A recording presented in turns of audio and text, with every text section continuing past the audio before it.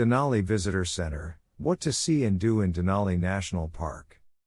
The main visitor center is located just inside Denali National Park's northeast entrance.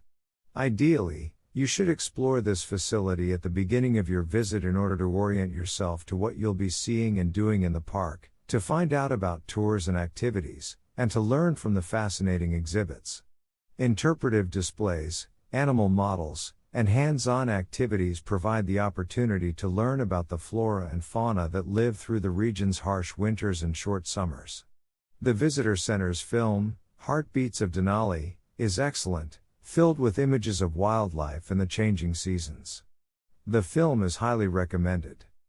The Denali Visitor Center is part of a complex of facilities that also includes the Alaska Railroad Depot, the Murie Science and Learning Center, the Alaska Geographic Bookstore, restrooms, and the Morino's Grill. Several hiking and biking trails can be accessed from the visitor center complex.